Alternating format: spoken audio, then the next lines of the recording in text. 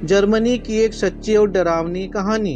एनालिज horror story. पादरी ने कहा, इसके शरीर में 6 भूत हैं।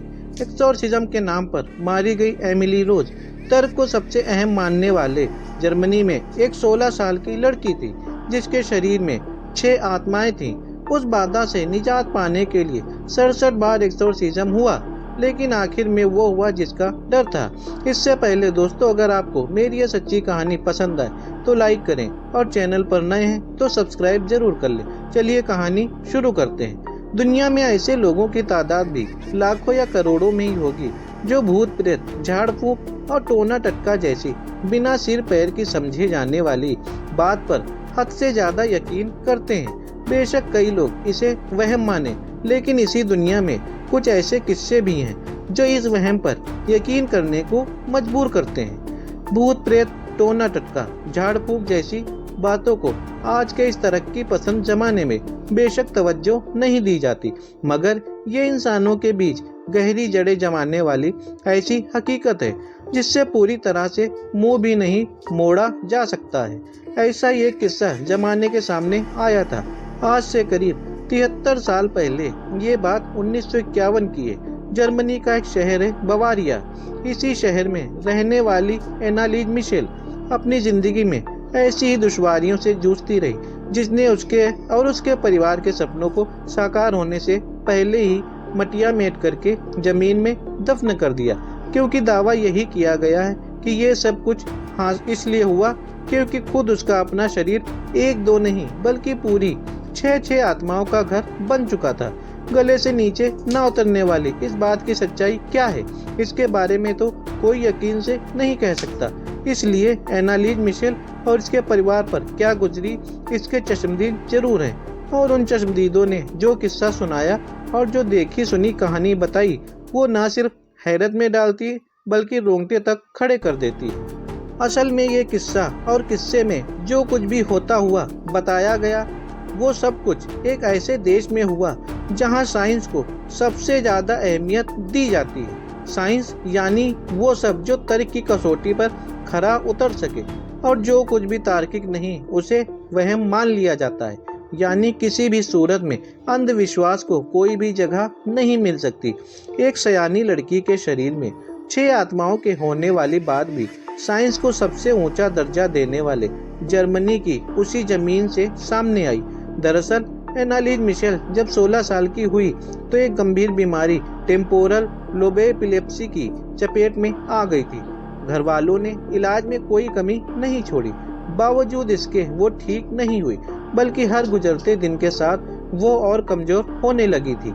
ये बीमारी है ऐसी थी जिसमें मरीज न सिर्फ अपनी याददाश्त खोने लगता है बल्कि शरीर की हरकतों पर भी उसका नियंत्रण नहीं रहता। एनालिज मिशेल के घर वाले ईसाई धर्म को मानने वाले थे और अपने मजहब को लेकर बेहद कट्टर भी थे। ईश पर उन्हें अटूट श्रद्धा थी और इसीलिए वो लोग अपने काम से वक्त निकालकर धर्म के प्रचार में भी लगे रहते थे। अपने परिवार वालों की सोहबत में एनालिज को भी यही लगता था कि वो भी बड़ी होकर चर्च को अपनी सेवाएं देगी और अपने धर्म के लिए प्रचार करेगी। लेकिन बीमारी की वजह से उसकी ये हसरत धीरे धीरे दम तोड़ने लगी। परिवार के लोगों ने एनालिज को हर एक तरह के डॉक्टर को दिखाया, उसका हर मुमकिन इलाज भी करवाया, लेकिन कोई भी फायदा नहीं हुआ, बल्कि वक्त के साथ साथ उसका मर्ज भी बढ़ता चला गया। अपनी बेटी की लगातार खराब होती सेहत को देखते हुए एनालिज के परिवार के लोगों ने तब अपने गुरु को इस बीमारी के बारे में बताया, लेकिन वो भी उसका कुछ भी नहीं कर सके। दिन ब दिन एनालिज की सेहत और गिरने लगी, बल्कि अब तो वो अजीबोगरीब हरकतें भी करने लगी, जिसको देखकर घर वालों को भी डर लगने लगा था। तब घर वालों के दिल में ये बात बैठ गई कि उनकी बेटी को कोई बीमारी नहीं है, बल्कि उस पर किसी प्रेत का साया है। इस वहम के घर करते ही एनालिज के माता पिता ने चर्च के पादरी को दिखाने का विचार किया। इसी विचार में उलझे एनालिज के माता पिता ने अपने एक जान पहचान के शख्स को घर बुलाया जो झाड़ फूक का काम करता था। एनालिज के पिता ने उसे लेकर घर आए और उसे एनालिज के कमरे में ले गए। उस वक्त एनालिज अपने बिस्तर पर नहीं थी बल्कि जमीन पर पड़ी थी। जिस शख्स को एनालिज के पिता घर लेकर आए थे उसे देखते ही एनालीज ने वहीं फर्श पर ही पेशाब कर दी और फिर जीभ से उसे चाटने लगी। इसके अलावा उसने वहीं पड़े फर्नेस के एक कोयले को उठाकर उसे चबाना शुरू कर दिया। उस शख्स ने एनालीज को देखकर जिस बात पर सबसे ज्यादा गौर किया वो ये था कि ऐसी हरकत करते समय एनालीज के चेहरे पर अजीब सी हंसी थी। वो ना तो खुलकर हंसती थी और ना ही खुलकर रोती थी, मगर चेहरे पर भाव भंगिमाएं बहुत तेजी से बदलती रहती थी। एनालीज की ये हालत देखकर उसे यकीन हो गया कि वो बीमारी की चपेट में नहीं बल्कि उस पर शैतान का साया है। तब उस शख्स ने एनालीज के माता पिता को झाड़ फूक यानी एक्सोर्सिज्म के कराने की सलाह दी। अपनी बेटी की हालत को देखकर करीब करीब टूट चुके एनालीज के माता पिता को कुछ भी समझ में नहीं आ रहा था, लिहाजा उन्होंने भी वो सलाह मान ली और उसे झाड़ फूक करने के लिए हरी झंडी दे दी। तब चर्च के 2 पादरियों ने तांत्रिक क्रियाओं का इंतजाम किया।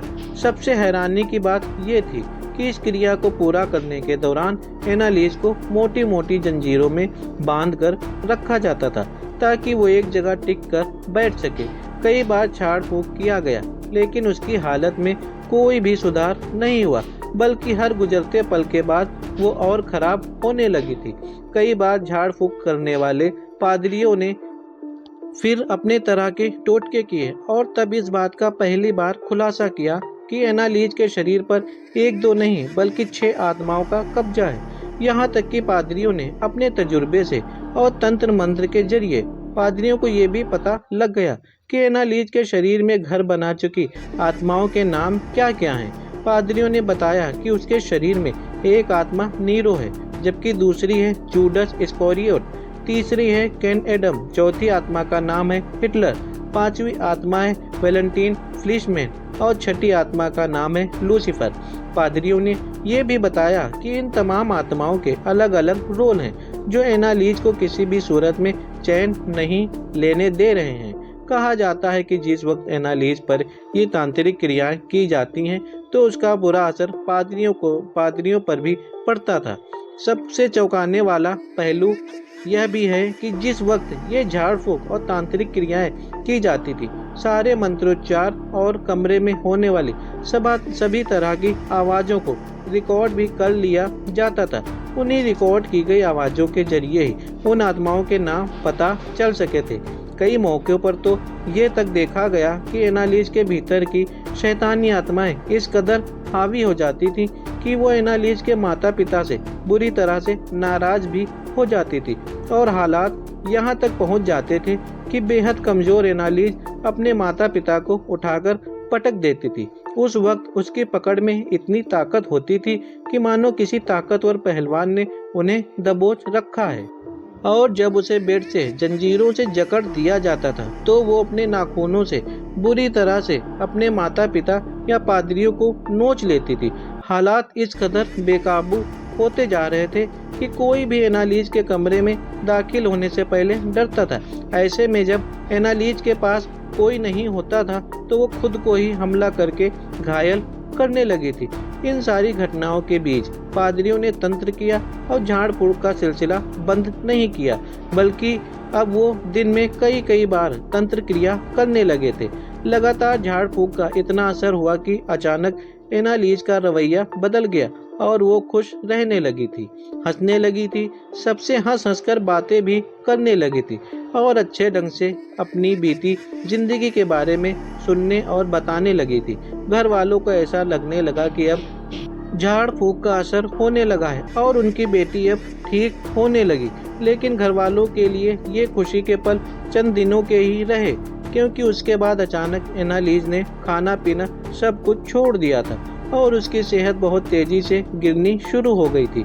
तांत्रिक क्रिया करने वाले पादरियों ने जब उससे पूछा तो उसने खुद रोते रोते सारी बात बताई कि उसके भीतर कोई उसे खाना पीने से रोकता है। खाना पीना छोड़ने का असर ये हुआ कि एनालीज कुपोषण का शिकार होने लगी, उसका शरीर कमजोर होने लगा।